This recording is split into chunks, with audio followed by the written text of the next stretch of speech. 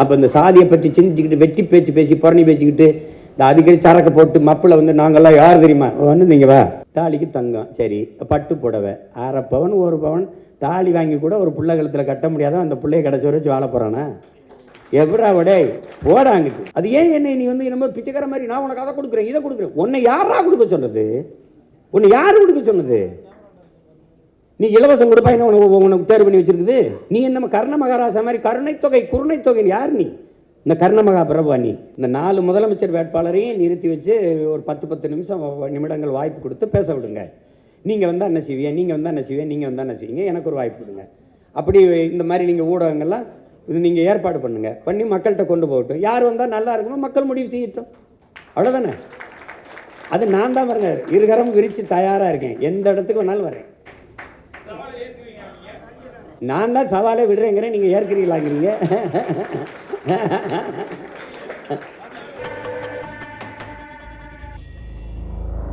இது இலவசம்னு எப்படி சொல்றீங்க மக்களிடமிருந்து மக்கள் காசை எடுத்து மக்களுக்கு கொடுக்கறது சேவை தானே வெளியே அது எப்படி இலவசமாக இருக்கும் அது ஏன் என்னை நீ வந்து நம்ம பிச்சைக்கார மாதிரி நான் உனக்கு அதை கொடுக்குறேன் இதை கொடுக்குறேன் உன்னை யாரா கொடுக்க சொன்னது உன்னை யார் கொடுக்க சொன்னது நீ இலவசம் கொடுப்பாயின்னு உனக்கு தேர்வு பண்ணி வச்சிருக்குது நீ என்ன கர்ண மகாராஜா மாதிரி கருணைத்தொகை குருணைத்தொகை யார் நீ இந்த கர்ணமகா பிரபா நீ என் காசை எடுத்து அதுவும் குறிப்பாக எங்கள் ஆத்தாலப்பன் குடிச்சு கொடுக்குற காசை எடுத்துக்கிட்டு நீ வந்து இது கொடுத்துக்கிட்டு இதில் ஒரு வேடிக்கை தம்பி ஒரு நல்ல ஆட்சியாளன்னு அதை சிந்திக்க மாட்டான் தாலிக்கு தங்கம் சரி பட்டு புடவை 1/2 பவன் 1 பவன் தாலி வாங்கி கூட ஒரு பிள்ளை கழுத்தில் கட்ட முடியாத அந்த பிள்ளைய கடைசி வச்சு வாழ போகிறானா எப்படா விடே போடாங்கிட்டு அவனுக்கு ஒரு வேலை கொடுப்பேன் அவனுக்கு நிரந்தர வருவாய் பெருக்கத்தை கொடுப்பேன் அவனை சார்ந்து வாழ்கிற தற்சார்பு வாழ்க்கையை கொடுப்பேங்கிறான் தான் ஆட்சி இப்போ நான் ஏன் தனிச்சு நிற்கிறேன் அது ஒரு தற்சார்பு தான் என்னை நம்பிதான் நான் என் கனவை இன்னொருத்தட்ட கொடுத்து செயல்படுத்துங்கன்னு சொல்ல முடியாதுல்ல நான் தான் செய்யணும் அதுதான் இது ஒரு தற்சார்பு அது மாதிரி அந்த வாழ்க்கை முறையை உனக்கு தரேன் தற்சார்பு பொருளாதாரத்தில் தரேன் ஒரு அடிப்படை உணவு தேவையில் கூட ஒரு நாடு தற்சார்பு அடைய முடியலைன்னா ரொம்ப கஷ்டம் ஆனால் இப்போ ஊழல் ஒழிப்பு பற்றி பேசியிருக்கீங்க ஊழல் ஒழிப்பு அப்படின்றது புதுசாக கட்சி தொடங்குறவங்களோ இல்லை ஏற்கனவே கட்சியில் அரசியல் கட்சி தொடங்கினவங்களோ ஊழல் ஒழிப்பு அப்படின்றத கட்சி தொடங்கும் போது பேசுகிறாங்க அதுக்கப்புறம் அவங்களே வந்து போய் அதே ஊழலில் வந்து ஐக்கியமாயிடுறாங்க நீங்கள் எப்படி இந்த ஊழலை ஒழிப்பீங்க ஊழலுக்கான அடிப்படை என்ன அது மட்டும் இல்லாமல் நீங்கள் அந்த ஊழல் பற்றி குறிப்பிட்டதில் திராவிட கட்சிகள் கடந்த கால திராவிட கட்சிகள் வந்து கலைஞர் அவர்கள் ஆட்சியில் இருக்கும்போது எம்ஜிஆர் குற்றச்சாட்டு அவர் மாதிரி வச்சிருக்காரு எம்ஜிஆர் ஆட்சியில் இருக்கும்போது கலைஞர் அவர் மீது ஒரு ஊழல் குற்றச்சாட்டை வச்சிருக்காரு ஜெயலலிதா அவர்கள் மீதும் மாறி இந்த மாதிரி குற்றச்சாட்டுகள் மட்டும் வச்சிருக்காங்க ஆனால் எதுவுமே வந்து நிரூபிக்கவும் பட மாட்டேங்குது மக்கள் முன்னாடியே நிறுத்தப்பட மாட்டாங்க அப்படின்றத சொல்லியிருக்கீங்க இது எப்படி ஊழல் எப்படி ஒழிப்பீங்க நீங்கள் அதிகாரத்துக்கு வர்றதே பாதுகாப்பாக திருடுறதுக்கு தான் இப்போ நீங்கள் நல்லா கவனிக்கணும் 5 ஆண்டு நீ இருக்கும்போது நான் ஆட்சியில் இருக்கும்போது செய்த தவறுகளை நீ ஆட்சிக்கு வரும்போது உன்னை எதிர்த்து நான் புனிதப்படுத்திக்கிடுவேன் நீ ஆட்சிக்கு வரும்போது நான் செஞ்ச ஊழலை ஒன்றை எதிர்த்து நான் புனிதப்படுத்திக்கிடுவேன் இப்படி மாறி ஒருவர் திட்டி புனிதப்படுத்திக்கிட்டே ஆட்சியில் இப்போ தான் 60 ஆண்டாக நடக்குது உங்களுக்கு 60 ஆண்டாக தான் நடக்குது உங்களுக்கு ஊழல் லஞ்சம் செய்ய வேண்டிய அவசியமற்ற நிலைக்கு தள்ளிட்டீங்கன்னா அது நடக்காது மன்னன் எவ்வளி குடிகள் எவ்வளி தலைவன் எவ்வளி அப்படி தான் மக்கள் நான் வந்து ஊழல் லஞ்சத்துக்கு எதிராக இருந்துட்டேன்னா அது நடக்காது நீ ஊழல் லஞ்சம் பெற்றுட்டேன்னா நீ பணியிட நீக்கம் அதெல்லாம் செய்யக்கூடாது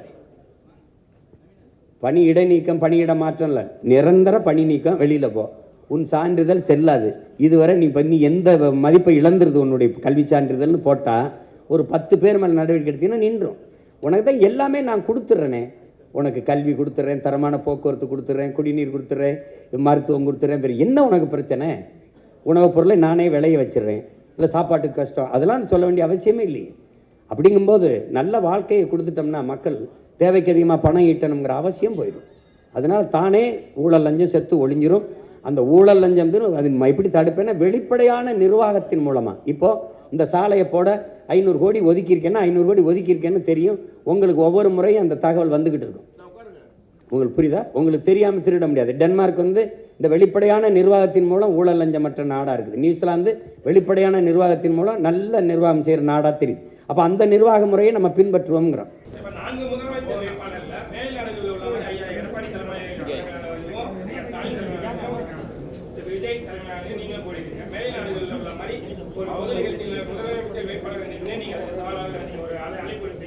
எத்தனை தடவை நான் கொடுத்துருக்கேன்னு நினைக்கிறீங்க அன்னைக்கு கூட பேசினேன் இந்த இங்கே நடந்த கூட்டத்தில் இந்த 4 முதலமைச்சர் வேட்பாளரையும் நிறுத்தி வச்சு ஒரு 10 நிமிடங்கள் வாய்ப்பு கொடுத்து பேச விடுங்க. நீங்கள் வந்தால் என்ன செய்வீங்க, நீங்கள் வந்தால் என்ன செய்வீங்க, நீங்கள் வந்தால் என்ன செய்வீங்க, எனக்கு ஒரு வாய்ப்பு கொடுங்க. அப்படி இந்த மாதிரி நீங்கள் ஊடகங்கள்லாம் இது நீங்கள் ஏற்பாடு பண்ணுங்கள், பண்ணி மக்கள்கிட்ட கொண்டு போகட்டும். யார் வந்தால் நல்லா இருக்கணும் மக்கள் முடிவு செய்யட்டும், அவ்வளோதானே. அது நான் தான் பாருங்க இருகரம் விரித்து தயாராக இருக்கேன், எந்த இடத்துக்கு வேணாலும் வரேன். நான் தான் சவாலே விடுறேங்கிறேன், நீங்கள் ஏற்கிறீங்களாங்கிறீங்க.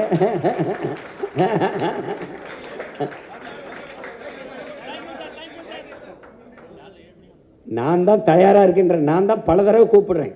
ட்ரம்ப்பு ஹிலாரி மாதிரி, பைடன் ட்ரம்ப் மாதிரி எங்களுக்கு வாதம் வைங்க, 4 முதலமைச்சரை நிறுத்துங்க. முதல்ல நான் வர்றேன்னு சொல்லுங்க, 3 பேரும் வர சொல்லுங்க. முதல்ல 142 கோடி மக்களோட தலையெழுத்தை மாத்தின பாபா சாஹேப் அம்பேத்கரோட சிலை கூண்டுக்குள்ள நிக்குது.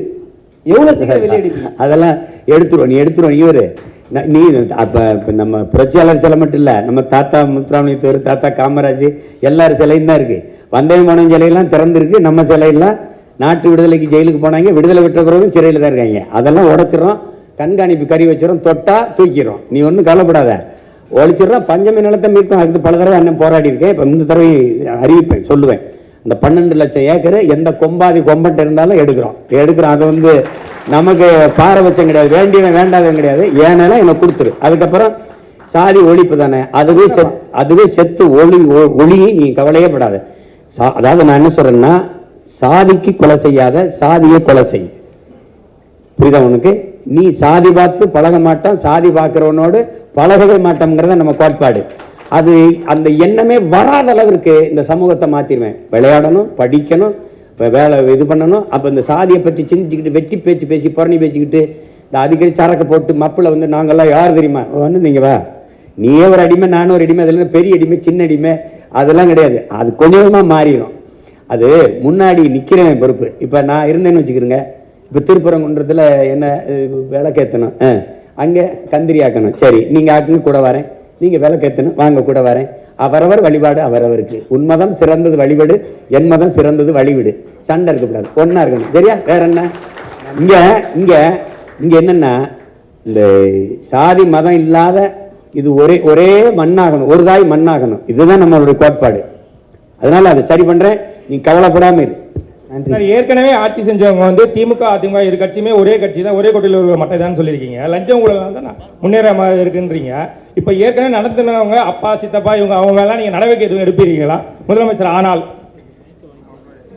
எடுக்கணும்னு சொல்றீங்களா வேணாங்கிறீங்களா? இல்லை, அது மொத்தமாகவே இதுக்கு ஒரு மாற்று நிர்வாகத்தை கொண்டு வர்றதுனால இப்போ நானே சொல்றேன் பாருங்க, இந்த விமர்சன அரசியலை விட்டுட்டு ஆக்கப்பூர்வமான அரசியலுக்கு போகணும். நீங்கள் நடவடிக்கைன்னா எந்த குற்றவாளியாக இருந்தாலும் எங்களை பொறுத்த வரைக்கும் நாங்கள் எடுத்த கோட்பாட்டுக்கு பெத்த தாய் தந்தையரே வந்தாலும் எங்களுக்கு எதிரி தான். எங்கள் தலைவன் உங்களுக்கு தெரியும், முதல்ல தாய் தந்தையர் தான் வெளியேற்றினார். உடன் பிறந்த யாரோடும் தொடர்பு இல்லை, உங்களுக்கு புரியும் நினைக்கிறேன். அதனால தன்னுடைய எங்களுக்கு கோட்பாட்டுக்கு எதிராக சித்தப்பா பெரியப்பா மாமா மச்சான் ஆத்தா அப்பெல்லாம் இங்கே கணக்கு கிடையாது. குற்றம் தான்.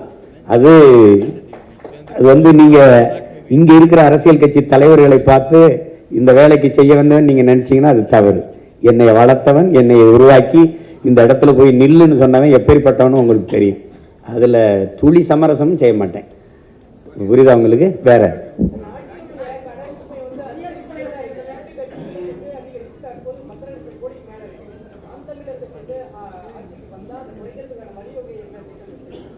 சிரிக்காத அண்ணன் சொல்கிறேன். கடன் வாங்கினவன் யாருன்னு கேட்பேன் அவங்ககிட்ட. அந்த முகேஷ் அந்த அனில் அம்பானி ஒருத்தர் இருந்தாப்புல 1 லட்சம் கோடி திவாலாயிருச்சுன்னு விட்டாப்புல. நான் தமிழ்நாடு அரசு திவாலாயிருச்சுன்னு ஒரு மஞ்சள் நோட்டீஸை விட்டுருவேன். புரியுது? ஏன் என்கிட்ட வந்து கேட்பான், ஐயோ நான் வாங்கினேண்ணா, கையெழுத்து போட்டு வாங்கினவன், அவன் ஆளுகள்லாம் இருக்குது, நான் வேணா உனக்கு துணைக்கு ஆள் அனுப்புகிறேன், போய் வசூலிச்சுக்க. எனக்கு அதனால என் நாட்டுக்கு மக்களுக்கு ஒன்றும் இல்லை. எவனை வாங்கி தின்ட்டு போனதுக்கு, அவன் இலவசமாக வாரி அரைச்சி வாக்கை வாங்கி ஆட்சியை செஞ்சுட்டு போனதுக்கு நான் ஆளை எல்லாம் செலவழிச்சுட்டு கடற்கரையில் படுத்துட்டாங்க. எனக்கு அது பேச்சு கிடையாது. இப்போ நான் வாங்கி கையெழுத்து போடுறதுக்கு நான் பொறுப்பு. நீ எவனை வாங்கி தின்னதுக்கு நான் என் மக்கள் காசை எடுத்து வட்டி கட்டிக்கிட்டு இருக்கிறதுக்கு என்கிட்ட கொடுத்தியா? நான் பொறுப்பு இல்லை. யார்கிட்ட கொடுத்த? ஆள் இல்லைன்னா அவங்க ஆளுங்க இருக்கு, சொந்த ஆளுங்க, பெத்த ஆளுங்க, அப்போ வாங்கி சாப்பிட்ட ஆளுங்க இருக்கு, அங்கே போய் வசூலிச்சுக்க. எனக்கு இது பொறுப்பு கிடையாது. இந்த கடனுக்கு நாம் தமிழர் அரசு பொறுப்பு ஏற்காது. ஆனா நீ ஊதாரியா வாங்கி சீட்டாடி இது பண்ணி அவனுக்கு கொடுத்து இவனுக்கு கொடுத்து 5000 கொடுக்குறேன் 10,000 கொடுக்குறேன் அரிச்சு கொடுக்குறேன் பருப்பு நான் கேட்டேனா உனக்கு? அது கிடையாது. அந்த நிர்வாகம் இதுல கிடையாது.